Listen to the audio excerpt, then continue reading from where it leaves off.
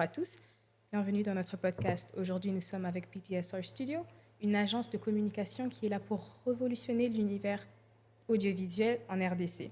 Je ne suis pas seule, je suis donc avec l'équipe complète. Voilà. Aujourd'hui, ils vont un peu nous expliquer comment est-ce qu'ils procèdent, quelles stratégies ils emploient tout en mettant l'humain au cœur de tous les projets avec dynamisme et créativité. Qu'est-ce que PTSR? PTSR, au départ, c'était une marque vestimentaire. Par définition de PTSR, c'est Progress Through Style and Rarity, qui est en français le progrès à travers le style et la rareté. C'est commencé avec une vision, un style, et avec nos contenus qu'on a dû créer, on a compris qu'on devait se diversifier.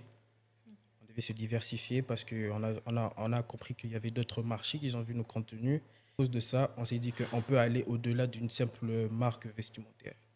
Parfait. Donc, comme vous venez de le dire, nous avons connu PTSR à travers des casquettes et des vêtements, mais très vite, nous les avons rencontrés aussi dans plusieurs autres activités. Nous avons vu que vous procédiez à des créations de vidéos dernièrement pour un événement. Vous lancez et produisez vous-même, en fait, la réalisation audiovisuelle de ce que vous projetez. Mais qu'est-ce qui est réellement votre motivation, en fait? On passe de vêtements à création audiovisuelle. C'est quand même énorme. Euh, je ne dirais pas qu'on a transformé la marque de vêtements en une agence, mais plutôt à PTSR, on a toujours eu la vision en fait de se diversifier. On a toujours pensé à se diversifier et le fait que déjà à partir de la marque de vêtements, on montait, prenait nos vidéos tout seul, clippait tout seul. Donc on s'est rendu compte qu'on savait le faire, qu'on le faisait bien et que on pouvait continuer dans cette optique-là. J'ai cru comprendre que vous ne marchez pas seul. Pas. Vous fonctionnez pas mal en collaboration et comme vous êtes là, du coup, Brian, j'ai cru entendre parler d'un concours de jeux vidéo avec la marque Ati. J'aimerais Exactement. savoir en fait comment s'est déroulée la rencontre entre PTSR et Ati. Alors, déjà, moi, j'ai commencé mon projet en solo. Je fonctionnais tout seul, c'est-à-dire niveau communication, où je travaillais tout seul. J'avais personne, j'avais aucune collaboration. Et j'ai fait mon premier événement. J'ai fait un tournoi Fortnite dans le Galleria Mall. Et voilà, après, le tournoi, il s'est bien passé. Et pour la deuxième édition, je voulais faire un tournoi SC25, le plus grand tournoi SC25 de la capitale. Mais je me suis dit que le refaire seul, ce ne serait pas une bonne chose parce que je voulais me diversifier niveau marketing, niveau visuel. Et c'est par là que j'ai vu le travail de PTSR.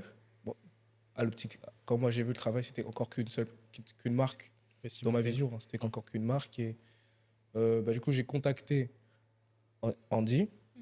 J'ai contacté Andy, je lui ai parlé, je lui ai dit que je voudrais bien qu'on collabore ensemble et qu'on travaille sur le projet de tournoi FC25. Ce à quoi il m'a répondu, il m'a dit qu'il était OP. Et on a commencé à travailler sur le projet. Et lui, du coup, il a porté sa vision, hein, marketing au niveau des vidéos. Et il y a aussi Alexandre, un proche à nous qui n'est pas présent, il est en déplacement pour le moment. Et on a trois façons de penser aussi très à l'encontre de la normale. Et c'est ce qui se reprojette un peu sur les vidéos. Et on voulait vraiment se démarquer au niveau visuel à Kinshasa, parce qu'à Kinshasa, c'est toujours la même chose. J'ai cru comprendre que cet événement fut un succès. Mhm. J'imagine Merci. donc qu'il y a de futurs projets à venir. Bien Est-ce sûr. que vous envisagez des projets en dehors du domaine de l'e-sport? Mais exactement. Exactement. Moi, pour ne pas vous mentir, l'e-sport, c'est un truc, si j'ai créé ma marque Ati, c'est vraiment grâce à mon petit frère. Lui qui est vraiment un grand gamer, il joue beaucoup plus que moi. Et c'est lui qui m'a dit, non, écoute Brian, pourquoi il n'y a pas de compétition à Kinshasa, tu vois? Et moi, de cela, j'ai eu l'idée qui est restée dans ma tête, qui trottait dans ma tête pendant tout ce temps. Et je me baladais dans un mall et je vois des petits en train de jouer dans le Galleria Mall en antivirus dans la salle de jeu. Et je me suis dit, mais pourquoi je ne ferais pas un tournoi? Et pourquoi je voulais pas faire un petit tournoi comme, tu sais, chez soi à la maison ou quoi que ce soit, je voudrais faire un grand tournoi où on récompense les joueurs. Parce que tu as des joueurs, tu as lui qui dit qu'il est le meilleur, lui qui dit qu'il va battre qui. Donc moi, je me suis dit, non, on crée une compétition, on va voir qui est le meilleur et on le récompense. Parfait. Chacun d'entre vous, en donnant des réponses, a acté sur le fait que vous travaillez dans la capitale. Vous avez tous mis l'accent sur Kinshasa. Alors j'aimerais savoir, selon vous, quels sont les principaux problèmes que vous rencontrez dans la communication au Congo? Alors c'est très compliqué, je ne vous mens pas, parce qu'à Kinshasa, il y a ce problème de vision. Les gens peuvent avoir un produit, par exemple, une entreprise ou une marque à présenter, mais ils vont pas la faire de la bonne manière. On a cette façon de faire assez habituelle où tu ramènes un comédien, il vient danser, un peu comédie, et voilà, en fait, c'est tout. C'est tout ce qui se passe à La Kinshasa. répétition. Et c'est une répétition. Et il n'y a pas cet ADN, cette originalité qu'il devrait avoir quand tu présentes ton produit. Quand tu présentes quelque chose, il ne faudrait pas juste tu ramènes un comédien pour danser. Tu dois présenter le projet comme toi tu le ressens. Et c'est un peu le problème qui À manque à Kinshasa, Kinshasa. je pense qu'on a énormément de vidéastes, énormément de créateurs de contenu. Est-ce que vous pensez réellement vous frayer une place? Il n'y a pas vraiment ce qu'on appelle le professionnalisme, parce qu'aujourd'hui, le professionnalisme, ce n'est pas basé juste sur le visuel, mais ce qui se passe dans la vidéo, ce qui se passe dans le visuel. Vous voyez. Aujourd'hui, si vous voyez bien les vidéos des immobiliers, des agences immobilières et tout, vous allez voir que les mêmes choses. Donc, juste une personne qui parle de la maison, où la maison est située. Donc, en fait, on est vraiment dans la politique, en fait, d'apporter une vibe, je dirais. On ne veut pas juste prendre des shots comme tout le monde. C'est ce qu'on voit, en fait. C'est ce qu'on voit tous les jours. On prend un clip, deux clips, on monte et après, qualité pourrie, comme il l'a dit. Mais nous, ce qu'on veut, c'est vraiment apporter notre touche personnelle. Juste avant, Brian a élevé le fait que on est beaucoup dans le divertissement, dans les projets qu'on vous présente, dans ce qu'il faut tourner et présenter. Mais je pense que vous devez quand même vous soumettre à cela. Je sais pas, vous me direz si vous êtes d'accord avec moi. C'est l'univers du showbiz. Les divertissements, les danseurs, les comédiens, ça attire le public. Même si c'est de la répétition, vous n'êtes pas très d'accord avec ça, mais est-ce que vous êtes prêt à vous soumettre à cela quand même? Une entreprise vient vous propose ce projet-là, mais je veux qu'il y ait des comédiens. Est-ce que PTSR Studio serait en capacité de me donner la qualité avec ce que moi je demande? Bien sûr, on peut apporter notre vision à une marque, mais on ne va rien imposer du tout. La marque, on va se soumettre à vos exigences. Si vous voulez des comédiens, il n'y a pas de souci, on peut intégrer vos comédiens. Après, on va vous proposer notre vision, mais si elle n'est pas en accord avec la vôtre, on peut s'adapter. Tu vois. Parce que PTSR Studio doit d'abord tout répondre à un besoin et à la demande du client. Sinon, on vient imposer ce qu'on veut, ce ne serait pas correct. Voyez-vous. Quel vide ou quel manque PTSR essaye-t-il de combler? Dire le vide qu'on essaie de combler nous mettrait un peu dans une compétition. On n'est pas dans la compétition. Ce qu'on essaie de faire, en fait, c'est vraiment créer notre vibe et juste pas combler un vide, mais plutôt apporter à ce qu'il y a déjà. Parce qu'il y a déjà des gens qui font ce qu'on est en train de faire. On n'a pas innové, on n'a pas sorti un truc nouveau. C'est juste que on veut le faire, on veut prendre ce qu'il y a déjà sur le marché et, je dirais, le mettre à notre sauce, en fait. Je ne sais pas si vous avez vu la vidéo qu'on a fait à Célia. Euh, pour nous, la personne responsable de Célia, il a proposé qu'on fasse la vidéo de tout le restaurant. Vous voyez?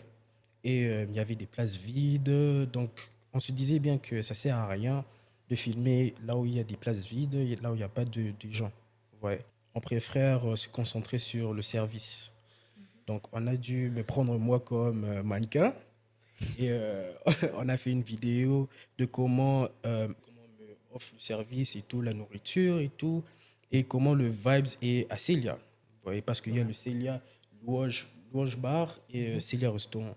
Et nous, on a préféré vraiment se focaliser sur le bar.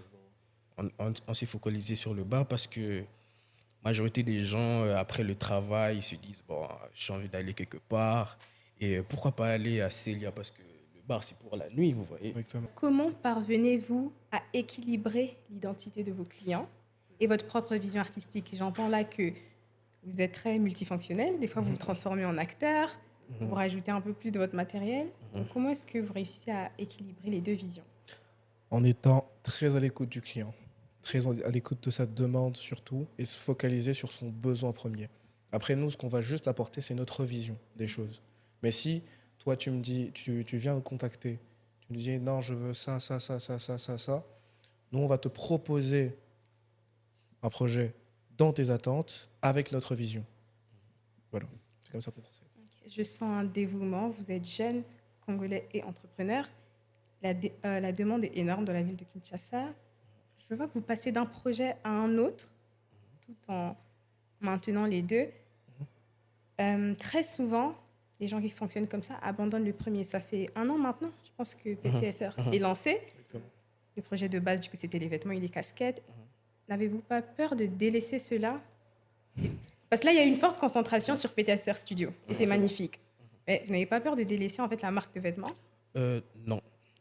Non, pourquoi? Parce que c'est vraiment là notre début, là où les gens nous ont reconnus comme une marque.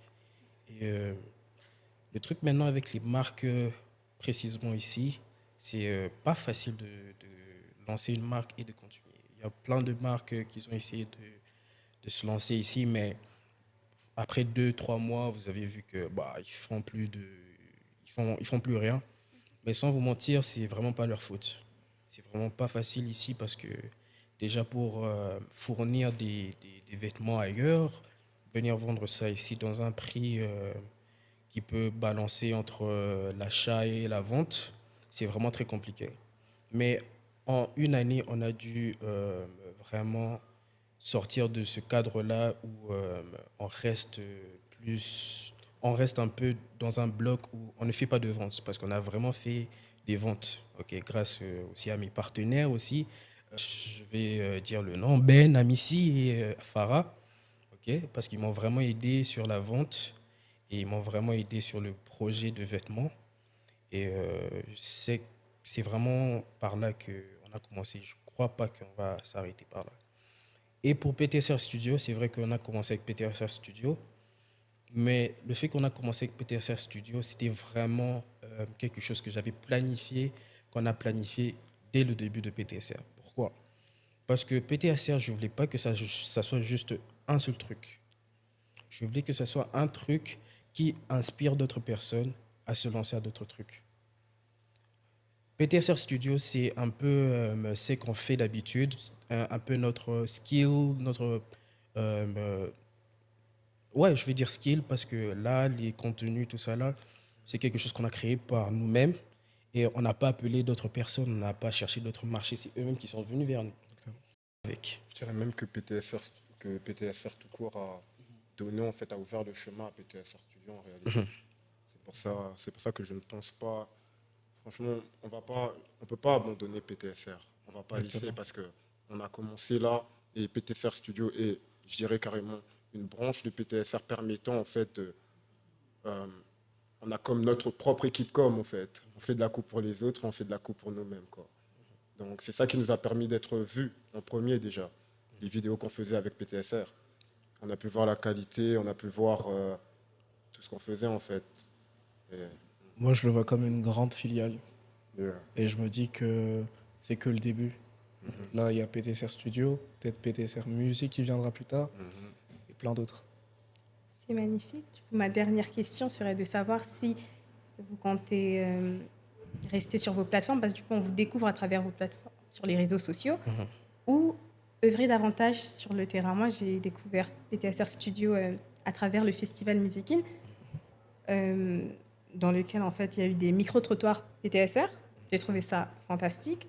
Mais du coup, c'est la seule fois où on vous voit sur terrain. Est-ce que dans le futur, on vous verra davantage ou je pense qu'on va se contenter de ce que vous nous mettez sur Internet? Non, non. Le, le but de PTSR, c'est pas juste de créer de contenu juste pour les marques, les entreprises et tout. Comme on a fait avec Musikin, c'est nous-mêmes, on a décidé de faire ça. On n'a pas vraiment eu de contrat avec Musikin. Voilà, on fait du contenu pour vous. On s'est dit, pourquoi pas faire du contenu là maintenant. Et eux-mêmes, ils vont voir parce qu'ils ont vraiment aimé nos vidéos. Et C'était on a très même beau. fait une collaboration sans même qu'on leur demande, mais ils ont accepté. Ouais. Donc, c'était vraiment quelque chose de bien. Et on ne veut pas juste se baser sur les entreprises justes, mais aussi sur les événements. Exactement. Et surtout sur les événements. Pourquoi? Parce qu'à travers des événements, on sait c'est qui nos target audience, target audience, comment je peux dire, Nos auditeurs, notre... nos auditeurs et exactement. tout, qui on vise précisément. parce que dans les contenus, c'est juste une seule vidéo. Ouais, dans les événements, on fait vraiment le contenu de tout l'événement, de tout le marketing. Donc, on veut vraiment prendre le contrôle de tout le marketing d'un événement. Si il y a quelqu'un qui veut créer un événement et veut faire partenariat avec nous. Vous voyez, donc nous, on veut vraiment se baser sur ça. Et aussi, pour d'autres personnes qui ont des entreprises et tout, on peut faire des contrats temporaires et on peut faire aussi des contrats permanents.